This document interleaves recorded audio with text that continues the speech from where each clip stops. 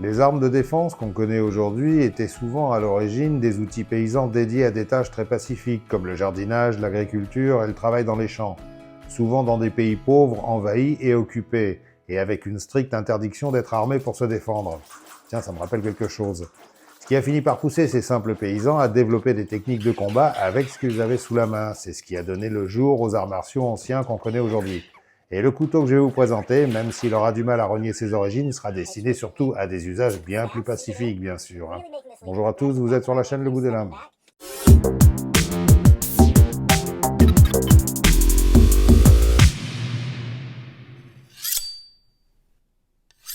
Voici donc une arme effrayante et redoutable, le Cage C03 de chez Cavol Knives. Allez, je commence par ses spécifications. Il fait une longueur fermée de 9 cm en comptant le flipper, longueur ouverte 15 cm, longueur de lame 6 cm 4, longueur de tranchant 6 cm 2, épaisseur de lame 3 mm, longueur du manche 8 cm 5, épaisseur de manche 13 mm. La lame est en acier Bohler M390 à 58-60 HRC de forme Hawkbill avec revêtement Blackstone Washed. Les plaquettes de manche sont en titane Blackstone Washed également. L'ouverture se fait par front flipper et le verrouillage par liner lock. Les roulements sont à billes céramiques, son poids est de 72 grammes et son design est signé par Tigas Onishiken, un designer japonais assez réputé, qui fait beaucoup de couteaux dans cet esprit d'ailleurs. Alors, je vais être tout de suite très clair, ce petit couteau n'est pas vraiment fait pour tout le monde. J'irais même jusqu'à le déconseiller aux gens maladroits parce que sa forme est en totale inversion avec les couteaux qu'on a l'habitude de manipuler. Donc, certaines distractions peuvent être assez dommageables pour vos petits doigts, parce que comme on peut le constater, sa forme assez étrange oblige à le tenir d'une certaine façon, c'est-à-dire comme un pical. Alors, un pical, à la base, c'est un couteau qui se tient en général en prise inversée avec le tranchant vers soi. À l'origine, certainement destiné à couper des tiges de plantes ou de riz. Les origines sont assez floues. Ça fait partie de la famille des carambites, mais bon, la façon de l'utiliser est l'inverse. Le carambite est fait pour frapper en avant, alors que le pical est fait pour trancher en tirant. Bon, je vais pas entrer dans les détails, je suis une chaîne pacifique et non violente, donc je vous laisse imaginer le reste. Ce qu'il y a surtout à retenir, c'est que ce Cage est un super objet à posséder si on aime les jolies lames. Cavol Knives est une marque chinoise assez récente, créée en 2023, mais à l'origine, comme beaucoup d'autres fabricants de couteaux, ils ont commencé par fabriquer du matériel destiné au marché local. Ils ont d'abord créé des magasins en dur, en Chine, et ensuite ils ont commencé à fabriquer des couteaux pour des grandes marques avant de décider de lancer leur propre marque Cavol. Et leur politique principale est de fabriquer des couteaux de qualité supérieure en utilisant des influences classiques, mais qui sortent de l'ordinaire, et dans les meilleurs matériaux du moment. Donc partant de là, les finitions de ce Cage sont absolument irréprochables, et tout est fabriqué et assemblé avec beaucoup de soin, et ce couteau n'est pas seulement joli, il a quand même été pensé pour être utilisé. Donc quand on l'a dans la main, on a une vraie sensation de qualité et de solidité. Lame parfaitement centrée, aucun jeu nulle part, mécanisme d'une grande fluidité mais pas trop, juste ce qu'il faut pour le rendre très agréable à manipuler sans avoir la désagréable impression que rien ne retient la lame. Personnellement, j'adore la fluidité sur un pliant, j'aime bien ça, c'est super pratique, c'est agréable, mais j'aime pas quand la lame se balade trop librement. Bon, c'est un truc à moi, faut pas s'inquiéter, ça fait partie de mes névroses coutelières, mais je me soigne.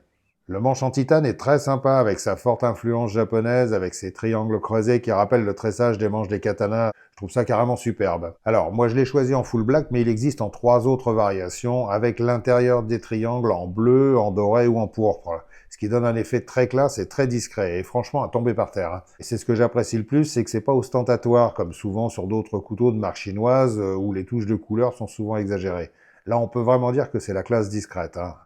Toute la partie dos est fermée par un backspacer en titane. À l'arrière, on a un petit espace pour passer une dragonne ou une jolie guirlande décorative pour rester dans l'esprit asiatique. C'est bien pensé, c'est très bien fait. Tout dans ce couteau respire la qualité de fabrication et le soin apporté aux détails. Et regardez-moi au passage cette vis de pivot comme elle est belle.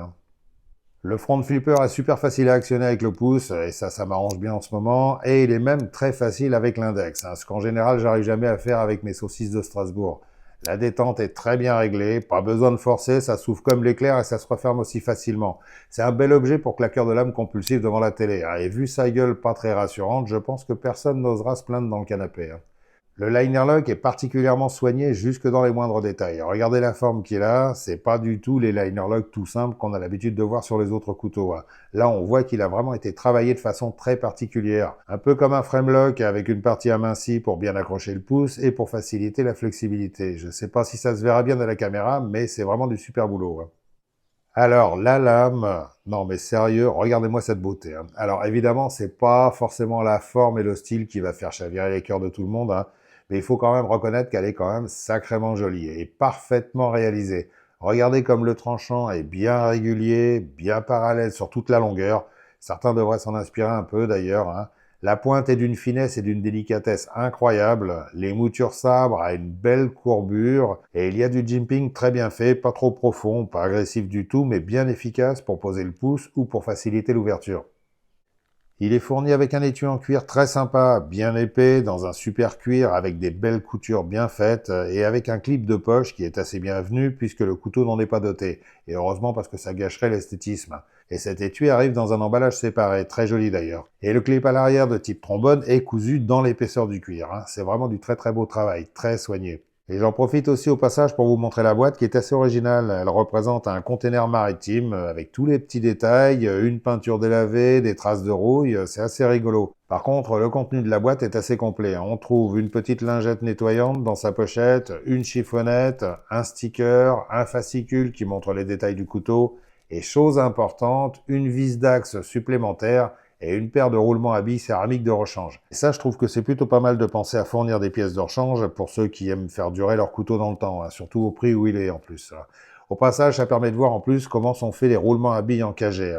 Alors, en cagé, ça veut dire prisonnier dans une cage. Comme on peut voir, c'est vraiment microscopique. On est très loin de la rondelle en téflon ou en laiton. Alors, la question qui brûle forcément les lèvres de tout le monde, si, dites pas le contraire, je commence à vous connaître au bout de 6 ans quand même. Je devine déjà les commentaires, même. Ouais, cette forme de lame, ça sert à rien, et puis pour couper quoi? Et puis de toute façon, c'est impossible à affûter. Vous avez vu, je connais bien vos voix. Eh ben, même si c'est pas le couteau le plus simple à utiliser, évidemment, il est quand même tout à fait fonctionnel pour des tâches habituelles qu'on peut avoir avec un EDC. Alors, bien sûr, on va éviter tout ce qui est préparation de nourriture, type découpage de saucissons, épluchage de pommes, etc., etc. Là, ça tient plus de la blague qu'autre chose. Mais en réfléchissant un peu, on peut trouver plein d'usages utiles pour cette griffe. Déjà, elle est parfaite pour l'éventrage des pantoufles, elle est idéale pour les amateurs de coupage scientifique de paracordes, ou pour faire des petits copeaux au ralenti devant la caméra, comme on peut voir sur les chaînes d'experts. Mais sinon, c'est un super outil à couper tout ce qu'on veut. Et sans oublier, bien sûr, que c'est l'instrument parfait pour couper des tendons et trancher des carotides pour les adeptes du célèbre Trinity Stab. En français, on appellerait ça le coup de la Trinité. Alors, l'origine du nom a une légère influence religieuse. La Trinité est en gros la réunion de 3 personnes distinctes en une seule entité. Et là, par contre, en l'occurrence, c'est nettement moins sympathique puisqu'il s'agit de planter sa lame sur le côté du cou de son adversaire et de tirer bien fort dans le but de lui sectionner les artères et la trachée en un seul coup. C'est une technique qu'on emploie souvent par derrière pour neutraliser une sentinelle, mais ça demande pas mal d'entraînement. Mais c'est aussi très utilisé par des spécialistes du combat au corps à corps au couteau. Et c'est souvent avec des lames de ce type. Donc on appelle ça le coup de la Trinité parce qu'on atteint 3 cibles en un coup. Et ça pardonne pas vraiment. Bref. Mais sinon, sans penser à toutes ces choses horribles, c'est un petit couteau tout à fait normal, avec juste une forme un peu inhabituelle. Bon, par contre, je pense que la police n'apprécierait pas trop si vous devez vider vos poches.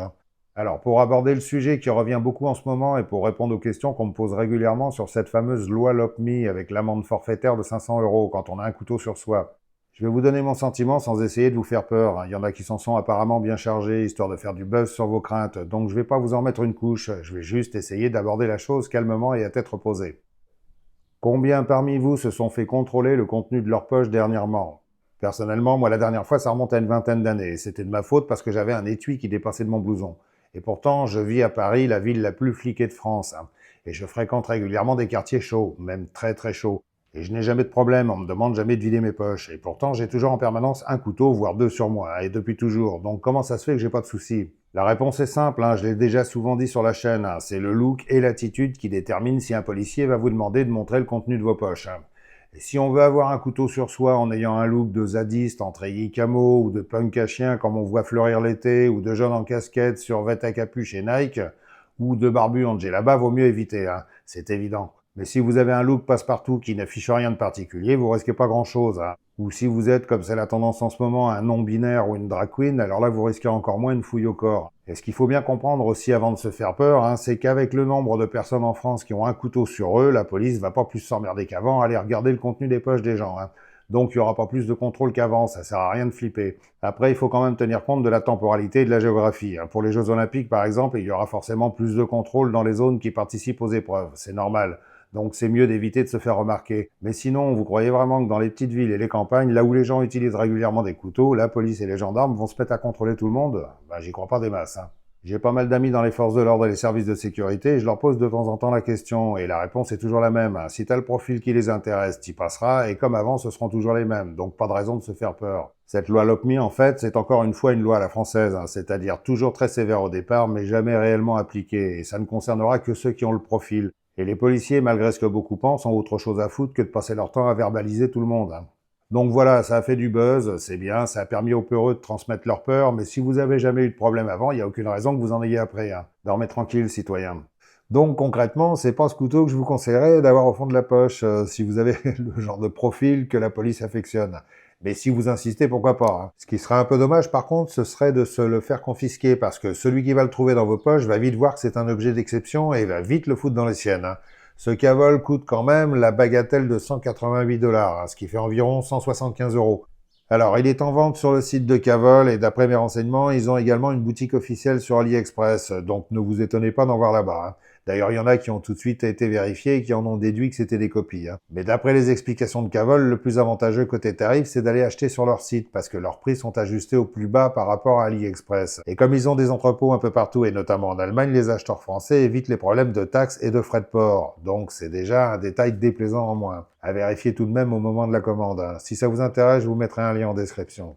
Voilà, j'en ai fini avec cette présentation de ce très beau petit couteau d'exception. Je vous le dis direct, hein, je l'adore. Hein. C'est vraiment un bel objet qui n'aura pas spécialement une grande utilité, mais bon, s'il vous plaît, si vous avez les moyens de vous l'offrir, n'hésitez pas, hein, c'est de la super cam. D'ailleurs, j'ai bientôt un autre modèle de la même marque à vous présenter, qui est absolument craquant lui aussi, hein, dans un genre un peu plus conventionnel par contre. Si cette vidéo vous a plu, faites-le savoir, et surtout, n'hésitez pas à donner votre opinion sur ce terrifiant petit couteau. Hein et à imaginer à quoi il pourrait bien servir, parce que, évidemment, j'ai peut-être oublié des usages auxquels j'ai pas pensé. Je vous dis à très bientôt, restez discrets pendant la période des jeux, surtout si vous habitez dans une zone qui participe aux épreuves. Hein. Sinon, pour les autres, hein, c'est comme d'habitude, ne vous mettez pas à transpirer à chaque fois que vous voyez un uniforme. Soyez cool, soyez fluide, mais surtout, restez bien affûtés. Salut!